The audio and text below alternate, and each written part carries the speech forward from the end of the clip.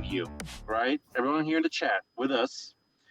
Like, what is your favorite villain, male and female, and why are they your favorite? And What if do you those mean? kinds of villains In what? In what? A inspired video game your or just in stories, general? Movies, books, what? anything, book, movie, anything. Moriarty. Hands down, Moriarty. All right, but you got to come up with a female one now. Really? Ultimate Kahuna says, "Did you see it? Also, how are you guys doing tonight? I'm soaking wet. I did. But the moment you popped in, I saw that your hitting the screen name was changed to Wet Kahunas, which was hilarious. And Maji, what's your female pick? That is a good question. please excuse me for a moment. All right. Well, what do you say, ma'am? Is it anybody or just villains? Villains. Villains. I want to know who your favorite bad guy is in any bad form or guy, medium. okay.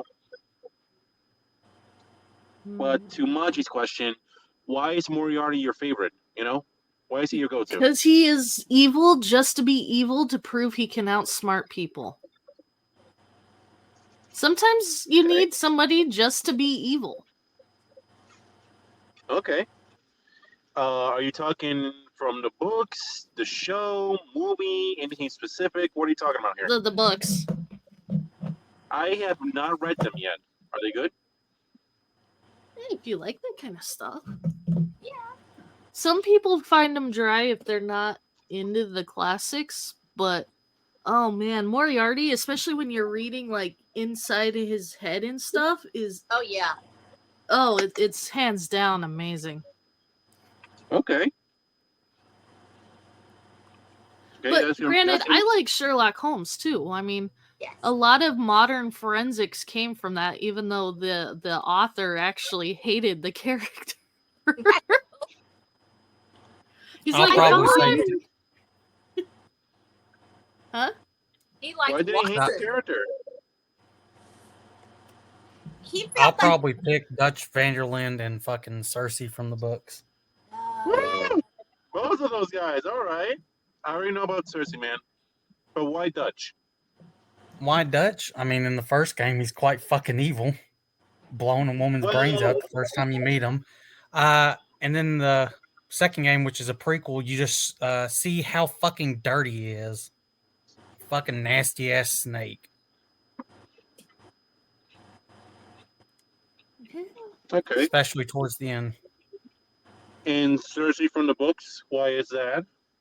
'Cause she's like one of the like perfect fucking villains for that entire franchise, and when you finally get to fucking read her, it's just gold, pure gold. It is pink, dark comedy gold. Yes. She believes herself to be Tywin with tits. She's so fucking delusional of herself that she believes that the what are the ones who take care of her clothes and shit? Maidservants. Yeah. She believes one of her maidservants is shrinking her clothes. That's why her clothes are not fitting as well anymore. Not because she's drinking wine and eating boar every fucking night. No, it's clearly a maidservant shrinking her clothes on purpose.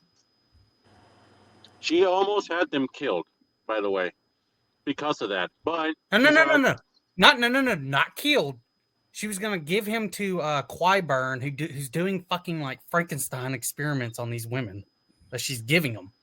By the way, she's giving them women she hates to a dude into dungeons to do experiments on them. Yep. To the point where Qyburn's like, "Oh yeah, I used up that last bitch because she can't even feed herself or anything." Whatever he's doing. We never know what he's doing to them, though. Like we never find out what he's doing to them either. Hold up, but we do have a pretty good idea, Stormcrow. I mean, he got kicked out of the Citadel and banned basically because he was instead of them learning from death to learn about life, he was wanting to learn about death by fucking experimenting on living people. Just saying. Yep.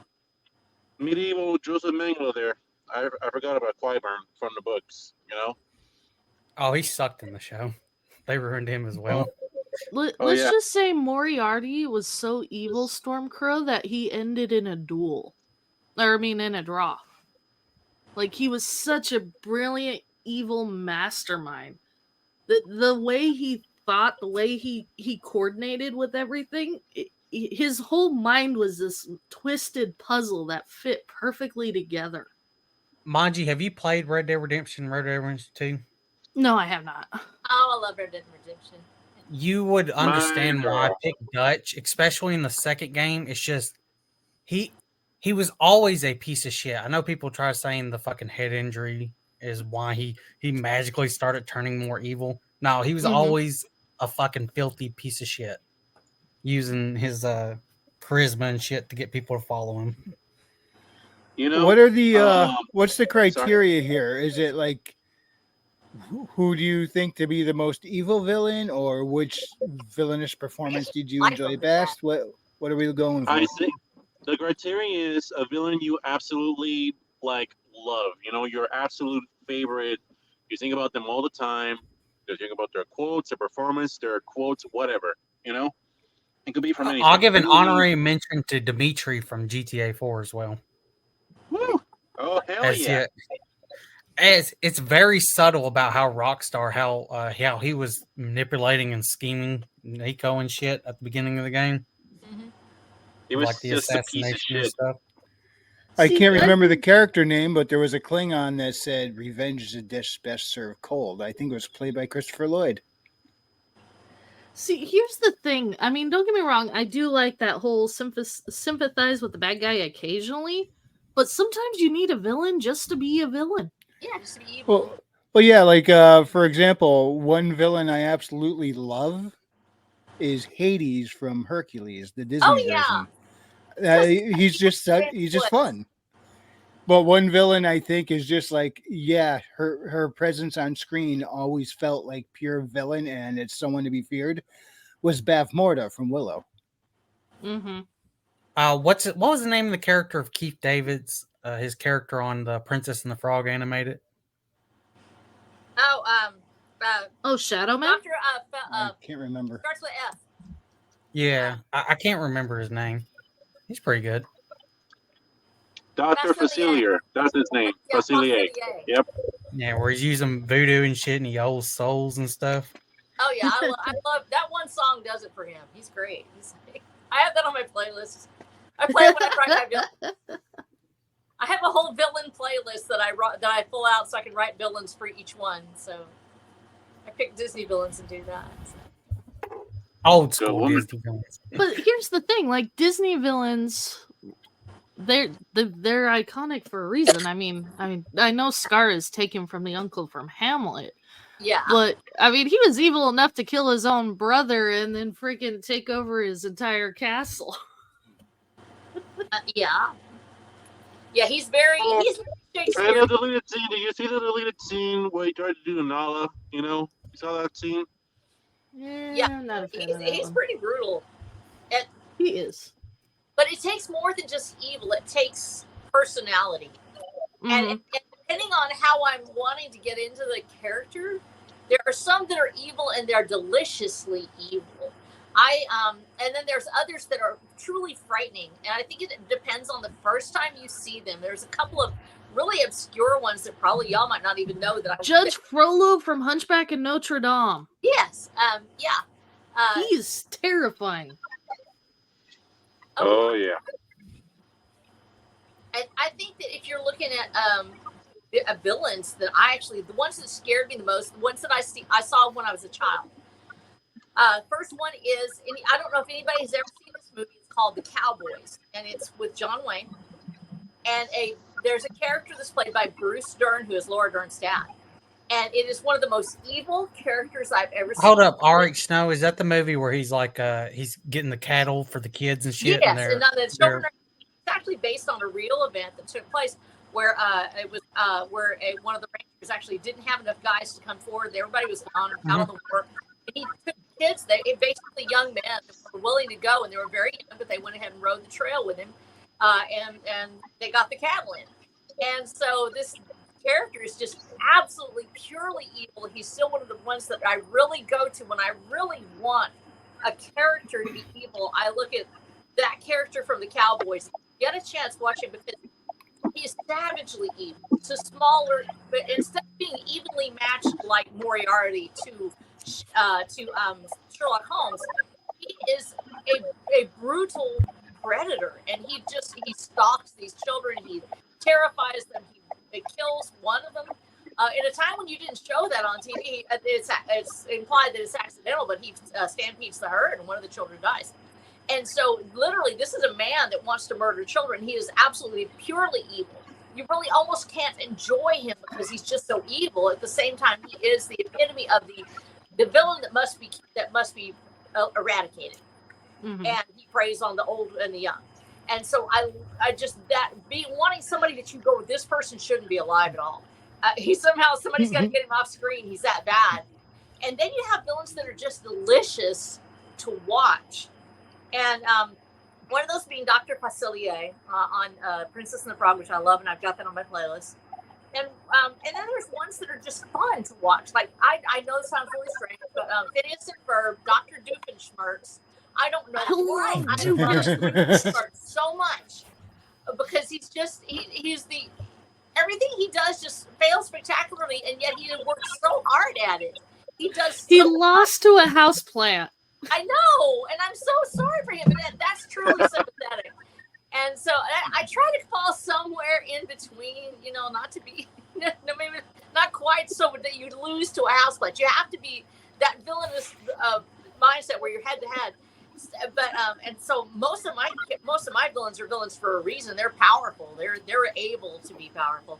And so but my favorite female villain is actually one I wrote, and I know that sounds terrible because I wrote her because I wanted a female villain I could really sink my teeth into, that I could just absolutely let everything go. And my favorite is Shani, and she's actually in Watcher of the Dam. She shows up early in book 2, and she's out there. Actually, she shows up in book 1. You just don't know it yet. I love writing female villains. I think they're fantastic. And Shani is just so absolutely glitteringly beautiful. She is a gorgeous villain. She is not. She's not the one that's really ugly on the inside and outside. Even though she's a mutant, she is a gorgeous person, and she is in love with herself completely and totally. And if you've ever known a real narcissist, I'm talking about a real one that really truly believes that they are a gift to humanity, and you just have to embrace them. When they love you, oh my God, you would fucking love Cersei. I swear to God. Yes, you would, ma'am. Yeah. Yeah, because person is the one that you will meet in your life. You'll meet this person, and they will destroy you the minute that you do not make them happy. And if they've got really cool powers, then they will destroy the rest of the universe with you. So, Shani doesn't have powers. Most of the people in my universe don't have powers, in quotes, but they are very much psychopathic or sociopathic. And Shani's one of those people that you love to watch her, just the way that she wraps around her own head and loves herself so much. And I enjoyed writing her a bunch, but I enjoy writing her so much I have to be careful when I write that I don't start doing some of the stuff she does. A.S. Burnett is bringing up the villain from Megamind, the fucking nerdy one, who I think was actually a pretty good villain. Twist villain, like actually. The person who really doesn't need powers gets the powers. Yep. It just becomes a douchebag. What's up, Gino? Thank you. Says the All right, queen is on. Just to ask, read out. Favorite villain, man. I'm feeling you're feeling a little bit left out here. I really don't know how to answer, because like saying favorite villain, there are villains that I am legit entertained watching, like what was his name? Wesley Snipes' portrayal of Phoenix in Demolition Man. He is just so batshit hilarious, and is an equal match to Sylvester. Wait, hold up! I Stallone thought you were going to say TNG. It's Wesley Crusher. Wesley Crusher. Wesley Crusher. No. Anytime I hear Wesley, I just think of him. Just gotta say, shut up, Wesley. But if you want to go to like more horrifying levels, and maybe this is cheating, Ralph Fiennes' portrayal of Amon Goth in Schindler's List. Oh, Oh, yes. yeah. Everybody wants to talk about Fiennes playing Voldemort 10 years later. I'm like, there's a reason they picked him to play Voldemort. Because first you look at him, and then you look at the photos, the actual Gove, and then you watch what he does in the movie, and then you realize just about everything he does in the movie he did in real life, and is actually comparatively tame to what he did in real life. And there's Yeah, Read it's out very which one tame. did you pick for Very Wesley tame. Snipes? Phoenix and Demolition Oh Man. yeah. Like, he's Demolition Man. entertaining. He's entertaining. But when you're just watching Fiennes' portrayals, Goff and Schindler's List, there's the balcony sequence when, by this point, all of the people have been concentrated into I think was it the Plazow concentration camp? I think it was. And he Plaszow, yeah, Plazow. I'm butchering it. I apologize. But he basically just, for no reason, decides to start shooting from a balcony. Just at everybody just to cause fear. And Read out. according to the He survivors, literally- it happened on multiple occasions. He literally tried to tape a Jew, the Jewish woman. Well, and then the worst part is you realize he's one of tens of thousands of people that perpetrated this stuff. Like, he's not the only one. Oh yeah, I think that's the reason it's so hard with historic figures, because I love to be entertained by my villains, and that's the reason why when I start being really frightened by them, when I realize some of these are real people. Like, for instance, in the Killing Fields of Laos, Cambodia, those types of stories where we have real villains, Idi Amin and some of the things that happen. You have people that are absolutely legitimately villainous, but there's nothing remotely entertaining about it. It's just horrendous evil upon evil. And it's hard to translate that in a story unless you have a hero of equal worth to take up that slack, because otherwise it's just an endlessly crushing experience to read about it. And I think that's why people have to get into the historic villains, because they're more afraid of them than they are entertained. But I will say, if we're gonna ask about favorite female villain, hands down, it's GLaDOS from Portal and Portal 2. Oh, you gotta love, and sometimes many times be horrified by GLaDOS' sense of humor. Okay, Man, Gino's show got to down. go. He says he's off. Have a great Hey, stream, thank you for- everyone. Don't do anything I would do. Thanks, Gino. Good to see you, man. And joining the stream, AC Pritchard has arrived. Says, "Hail, gang. How's it going?" Welcome to the club. Pritchard. Wait, hold on. Before we continue, Pritchard, I'm so sorry, man. I wanted to be on last night with you guys, but you know, I talked about it. You know, you guys are great. My spirit was just not in it last night, but I'm in it now. You know, I'm happy you're here. I wanted to go on Andy's show last night too, and we had a thing happen in our family. I can't really go into it here, but there was what do you call it? Family crisis. If you have enough people living in your house, you're going to have a crisis at least every other hour or so. Oh, boy. So it showed up right away, and I'm like, we got to handle this right now. So I missed it. So I'm sorry, Andy. I love you. I'm trying to come on Sundays. Just let me know. And go ahead. Oh, no, finish your thing. I want to bring up something Kahuna mentioned earlier, but you finish. Yeah, no, and I also had a bunch of, I had another show earlier that day, and so I'm like, I got to get ready for Andy's thing. I got to do Andy. And then I was like, oh, no, this thing, I feel bad. So I'm trying to get there. I love you.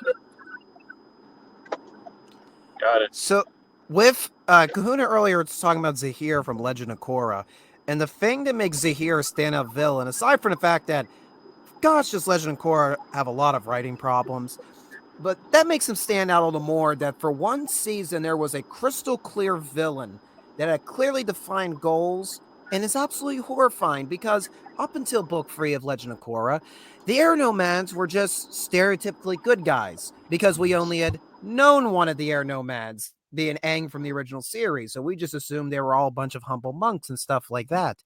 But then you bring the Air Nomads back through convoluted reasons, and you end up with a guy who has studied these nomadic teachings better than anybody else, and he has fallen into a T, but he's just gone ever so slightly to a extreme where we go from one person go, there should be no rules in this world, to, yeah, there should be no rules to this world, and it proceeds to burn everything to the ground.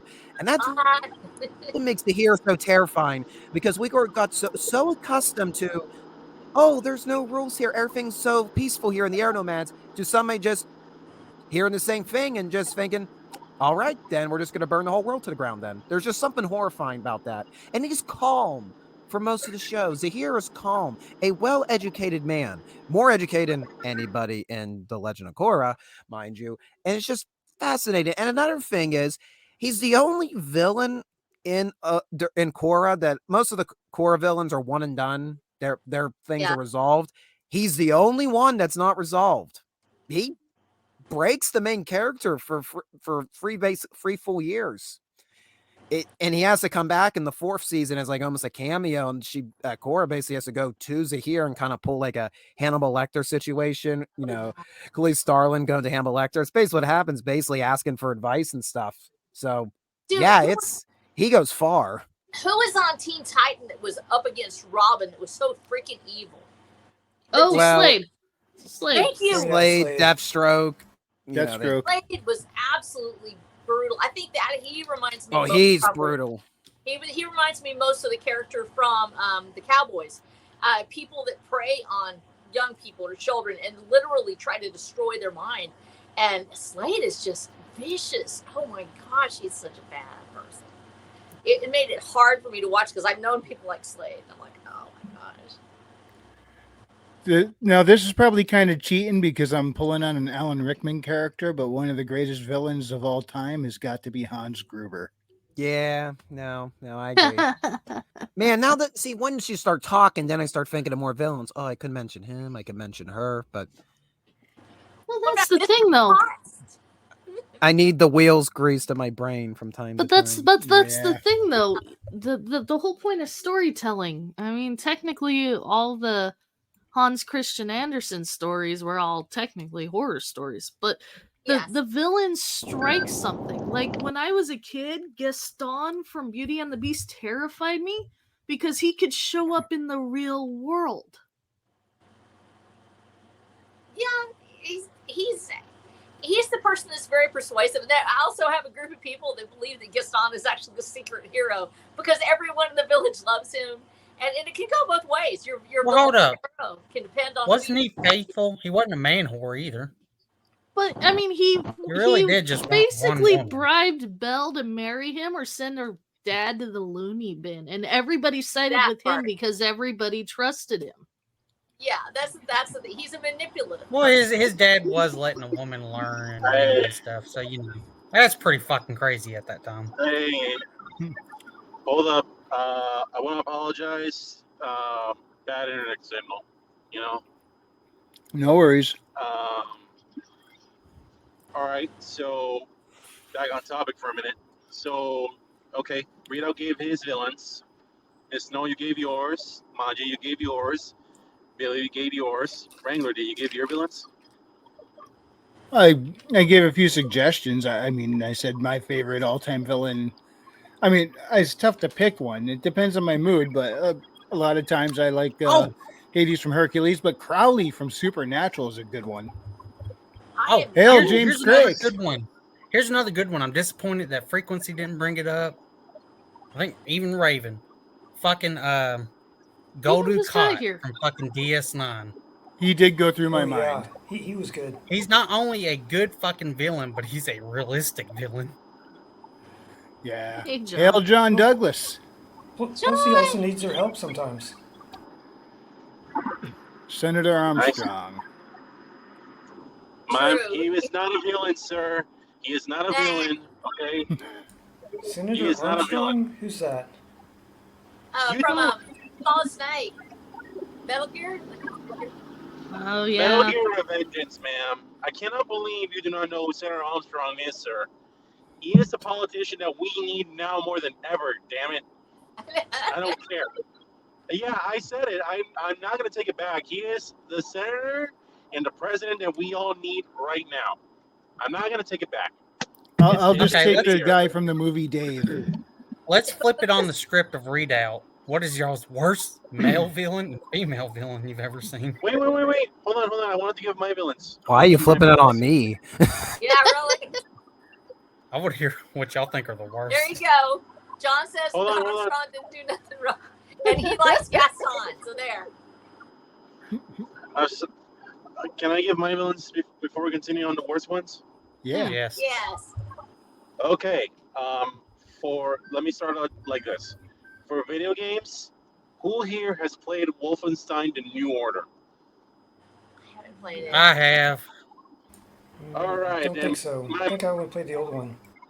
Are you All right, thinking let me of the tell you. fucking the Nazi fucking officer Yahtzees. woman? You gotta call them Yahtzees on YouTube. Nah, you can say Yeah. it. We're fucking over. We're fine. His name, Miss Snow, you gotta understand. The man I'm talking about in that game is called General Death's Head. And when we meet the man, he is almost 100 years old. He is completely scarred up and wrinkled. And he is, Billy, can you describe what he does to us when we meet him? I'm trying to remember. The only one I remember is the old lady. Oh, yeah, Engel, but she's just regular evil Nazi bitch. I'm talking about the scientist. He is. Oh yeah. What he does when we meet him is he crushes us in like this human trash compactor, right, to pass us out, and then he has like these freaking robot Frankenstein like prisoners hold us down, and basically the two companions that we had up to that point in the level, he holds them down he with will them bu- he- too. He kind of like lobotomizes us, and you're like in a nursing home, and it skips over time Oh, until Yeah, you but- finally like wake up. No. That's after that. He doesn't lobotomize us. What happens is, let me say it like this. He makes us choose which of the two companions we want to give him, so we can experiment on them. oh my gosh. And so we pick the one we don't want to, but we liked some of the companions better than the other. And then he proceeds to like operate on the man on the spot by plucking out his eyeballs, then putting him on this machine operating table that then proceeds to like open his back, like carve his skull in, and then Thank you vacuum for out his reminding me why I'd brain. never played this game. I know. Then hold on, he grabs like a vacuum cleaner that like scoops out the brain of the guy we chose, like an aborted fetus, and then he keeps the no. brain in the jar. So yeah, that's how we Yeah. meet General Death's Head. It's the only one. That's the only one is the one you need to play. The second one's pretty shit, and it's fucking woke. Don't fucking play the second one. Just stick to the first one, okay? Oh my gosh. So now. now for westerns, Micah Bell. I know Dutch Vanderlyn, piece of shit, but Micah Bell, man. Listen, I hate him. I hate him, but he is like so honest on how much of a piece of shit he is that I kind of admire that, you know? Like for me, I mean, I he's do not openly talk- racist at the beginning of the game. He doesn't hide what he is. I know, I love him for that. He's like, yeah, I'm a piece of shit. I like to kill. I'm racist. I'm sexist. I kill people. I rob people. This is Wild West, baby. Well, if you want to I decided establish to someone as murder the an villain entire right off, town to that's get an my easy way guns to do back. it. I think one of my all-time favorite villains is Raceland Majir from Dragonlance series. I haven't read that yet. And part of it is because he is the brother. So in Dragonlance, there's 3 orders of mages. I only remember 2 of them. One of them is the black mages, and then the red mages, and I think the third might be white mages. But they're kind of alignment based. So I believe the good ones would be like the white, and the neutral would be red, and the black would be evil, of course. And he ends up becoming a black mage. But the thing is that he's all for the party. He's a part and portion of the party because the party is old friends from way back growing up and stuff. And his brother is actually one of the knights. And so, or big strong warrior and stuff, and ends up basically carrying him around because having gone through his magic rites and stuff basically destroyed his body. So he's almost always constantly weak, struggling to get around and stuff. But he's very strong magically. And the party thinks don't know why he went to the black thing, but they figure he's a pretty good dude because he helps him out all the time and stuff with everything. But his point is that he wants to rule the world, and in order to do that, he has to kill